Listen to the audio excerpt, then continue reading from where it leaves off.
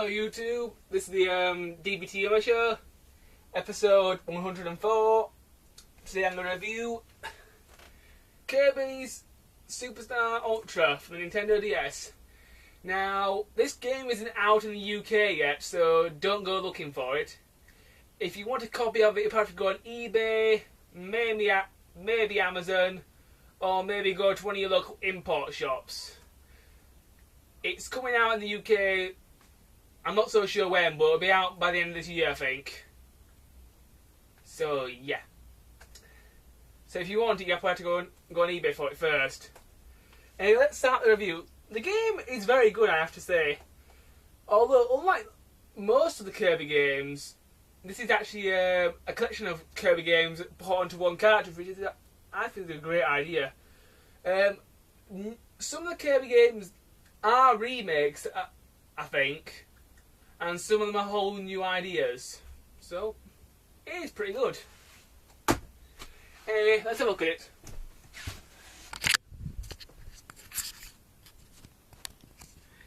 Right, let's go.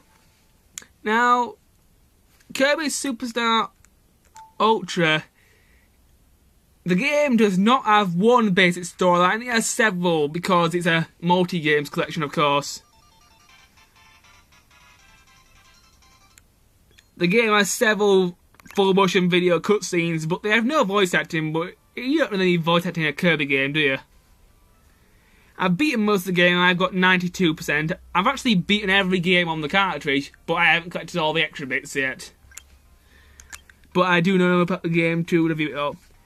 The first game you'll play, the first game I played was Spring Breeze. It's a very easy Kirby game. This, as far as I'm concerned, this is a remake of the original Kirby's Dream Land for the Game Boy original.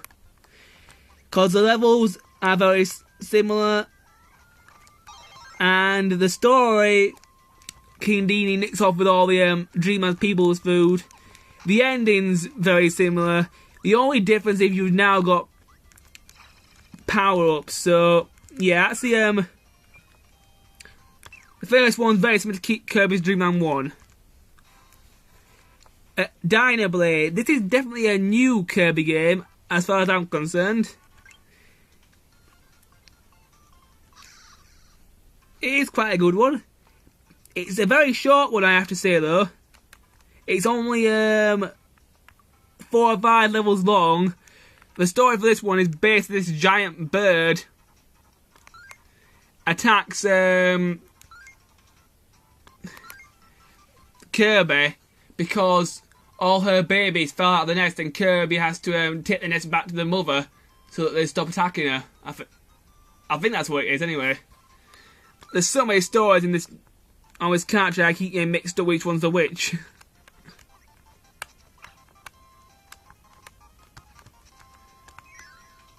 There's quite a lot of games that do something special about them, but this one is basically the same as any other Kirby game, so I can't really tell you much about it. So I'll just quit the game and show you some more. Oh, this is quite an interesting one. This one's called the Great Cave Offensive. I enjoy playing this one quite a lot. This is like a treasure finding sort of game. It's still Kirby, but throughout the game you will find little treasure chests, and you may have to solve certain puzzles to find them. And the game is not over till you find all 60 treasures. I've only found 53 so far. It's quite good fun. It can get a little confusing at times, trying to figure out what every treasure chest, how to find every treasure chest, but it's quite a lot of fun.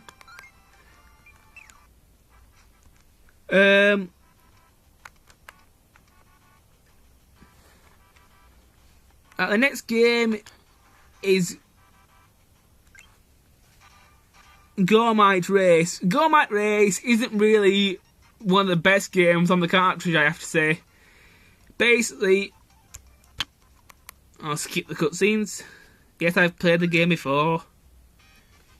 There's a tutorial in every game, so you do not always need to be. Basically, it's just a race between Kirby and King Dedede.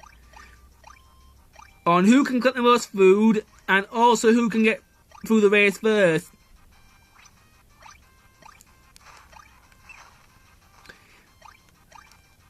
There aren't that many race levels in this. It's a very short game. There's no bosses. There's no power-ups. You're just running and collecting food. That's it, really. It's a very easy game.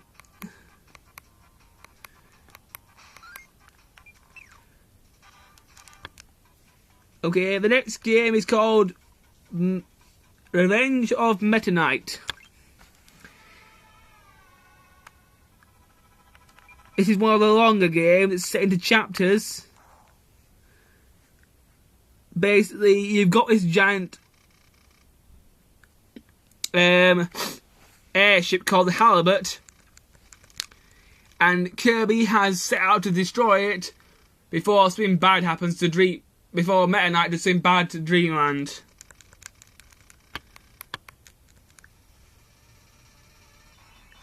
And throughout the entire game, you destroy different parts of the Halibut until you eventually finish the thing off and fight Meta Knight.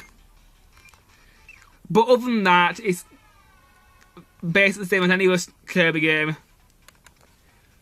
Okay, Milky Way Wishes. This is definitely not the average Kirby game. Firstly, you got a world map.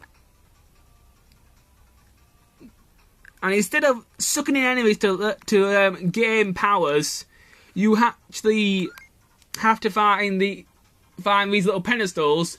You touch the pedestal and you learn that power forever.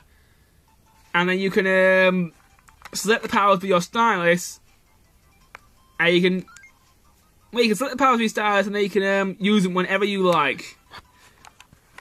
But other than that, it's basically the same as any other Kirby game.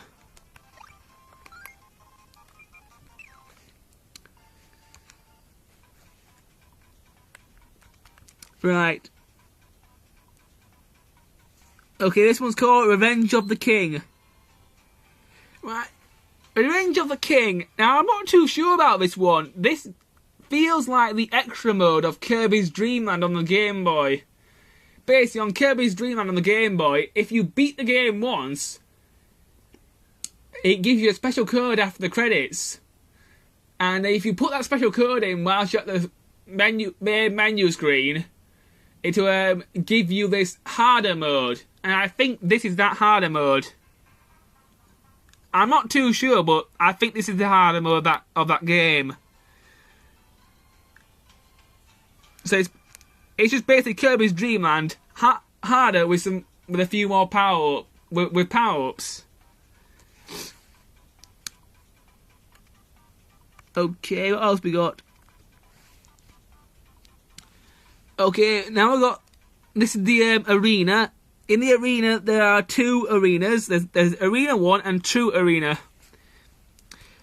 Arena 1 is just basically a boss fight. Every boss in every game. But really, pretty easy. True Arena, oh boy. This is hard. I'm quite good at playing Kirby games, but this is just really, really hard. The amount of times this theme beat me took me ages to beat it.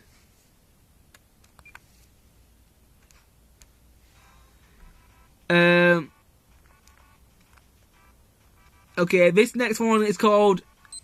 Right, YouTube, I'll talk about the next one in a bit. I've run out of time, so please join me next part of my Kirby's Superstar Ultra review, where I will continue reviewing this game. Until then, see ya.